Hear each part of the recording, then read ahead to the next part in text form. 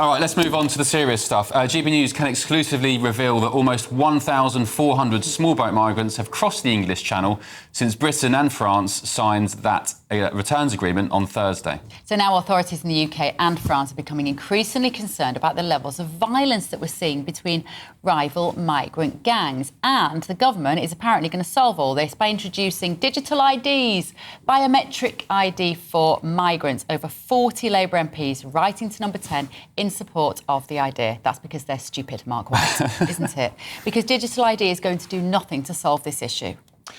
Well, there are those that would argue that it might be able to keep a firmer sort of check on those who are being employed in jobs in the black economy, illegal economy, grey economy, whatever politically correct term you want to describe it as these days. But the truth is, the vast majority of those working in that illegal economy are doing it through sort of criminal gangs that act as their brokers that get them these jobs in the first place, and they're working often for companies that don't give two hoots about their status. As if those employers, whether it's a Vietnamese nail bar or a kebab shop, are going to say, oh no, I'm only going to pay you a low wage, but you've got to show me your digital ID. They're not asking for their papers now as a right to work here.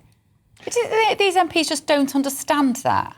Well, they possibly don't understand that. And listen, I get your concerns about the potential Trojan horse of introducing these ID cards to migrants initially and then potentially to the rest of us. All I would say on that really is that, you know, we quite willingly give up all of our details to private enterprise, but you know, somehow we get very sort of sticky about it when it might be the government that's asking for your details. Oh, I don't give it up to private entities either, Mark. No, you're sensible. Well, it's also the collaboration between the private, the state and private enterprise. That's what this would lead to. That's what troubles me intensely. But let's talk about this violence that we're seeing between rival migrant gangs. Is this a new phenomenon?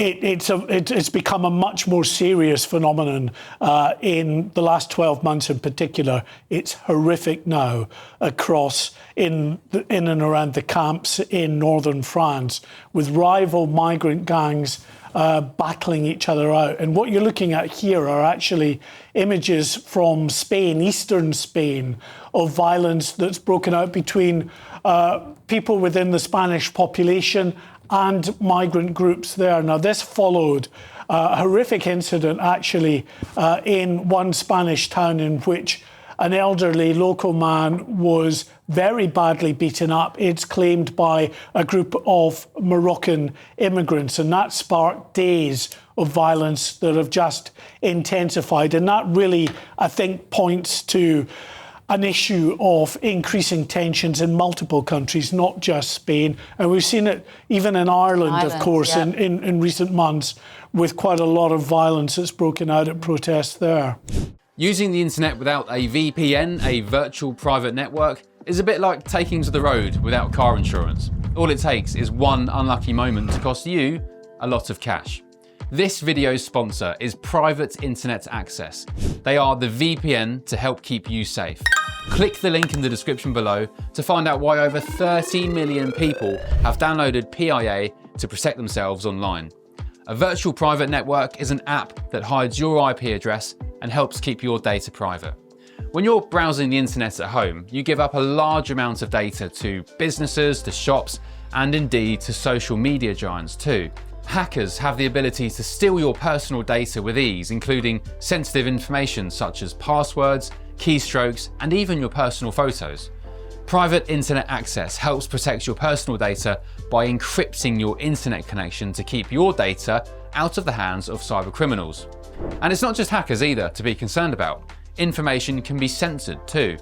When Canada passed their C-18 bill, social media giants decided to ban news content on their platforms. But PIA can protect your ability to consume the news and content you love. Private internet access is available for Windows users, Mac OS, Android, Linux, iOS, and you can use one PIA subscription to protect an unlimited amount of devices. And we've got a huge GB News discount for you too. Click the link in this video's description and you'll get a massive 83% off PIA. That's under £2 a month, the price of a coffee, and you'll get an extra 4 months completely free on top. Also, there's a 30-day money-back guarantee too. Visit piavpn.com/GBnews to start protecting yourself digitally today. Mark, can we discuss briefly about this narrative we did at the top of the show that Brexit is to blame for this small boat situation? Emmanuel Macron ramped up that kind of rhetoric during the state visit last week. He said Brexit voters were promised illegal migration would stop, and it's because it's been so bad that's why it's fueling it. In actual fact, is that right? Or is he just? Well, I think it's certainly true to say that Brexit voters were promised that we would gain control of our borders, but for all kinds of reasons that might actually point to the inability of whoever was in charge of the government at the time to implement some of the changes that the public wanted with regard to tougher border controls.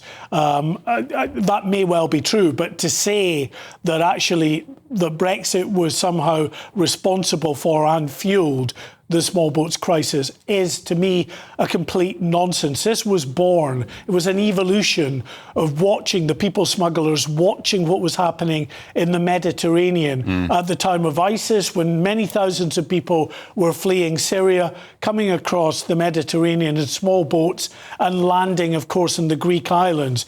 The people smugglers in France looked at that model because we had a very significant migrant crisis with lorries. 80,000 a year were being pulled off lorries at French ports. We gave hundreds of millions to the French to deal with that crisis. They toughened up their port security, which meant it was much more difficult for people to come across by lorries. They still do it, but in much smaller numbers. And so the people smugglers then evolved their tactics, used small boats, a few initially, and it's become the phenomenon it is, not because of Brexit, but just because it's such a successful people tactic. cite the Dublin Agreement, that's the routine go-to. Very briefly, another complete nonsense, because we actually, in the last 2 or 3 years of the Dublin Agreement, took more migrants in than we ever sent off to the EU. OK, great stuff. All right, thank you, Mark. So despite Labour's pledge to crack down on legal migration, it's now emerged that roles including Equality and Diversity Manager remain on the skilled visa list. Also, you're more likely to be able to stay and work here if you're a poet or a blogger. Yeah, or a DJ as well. We're joined now by the director of Don't Divide Us, Alka Segal-Cuthbert. We just lost her, unfortunately. We need poets, Ben. Poets. We need poets. Yeah, I mean... I like poetry. Poetry, I mean, yeah. Should we see what else is on this list? I mean, what's the GDP contribution of poets in Britain? Not as big as it should be, in my opinion. Let's have a look at what else is on this list. Mark is still with us while we bring up our guest. Garage managers and proprietors, hairdressers and salon managers, publicans, betting shop. I mean, really, we can't find betting shop managers and workers in the UK? Why are they given skilled visas to come to the UK? Well, what do you think, Mark? Why? Is that a skilled job, running a betting shop? Well, I mean, it might be, but I think it's often because, you know, those that are looking, that you usually do it through agencies. They want to find someone to take over a job, and an agent can often fill that gap much more easily with qualified people from abroad than having to sort of look for people that might be less willing to take on that particular job here in this country. Doesn't mean it's right, but that's often the expedient way of doing it. You've got diversity, equity and inclusion managers on there as well. The NHS spends £14 million across its various trusts on DEI. And Bev, what is DEI? Just explain it for the viewers. So that is diversity, equity and inclusion. So it means that it's a phenomenon that was brought in probably in the last 10 to 15 years under the environmental and social governance obligations of massive corporations and, in fact, most companies. But it's much harder for other companies. So you have to have a quota of people who work for you who would qualify as being diverse. And that could be gender, sexuality or race or religion. And yeah, we are now importing DEI managers under the skilled work visa scheme. Well, let's speak now to the director of Don't Divide Us, Alka Segal-Cuthbert. Good morning. Thank you for your company. Is it totally necessary we're importing DEI managers to come and work in Britain? Should they be given skilled work visas? Is that a skilled job? Good morning, and thank you for having me on. I did wonder whether we'd kind of gone back in time to April the 1st when I heard this, because everyone I know, it's just like the idea of importing more of these EDI experts is just madness. It's like, the ones we've got, like, get rid of, please. What good are they doing?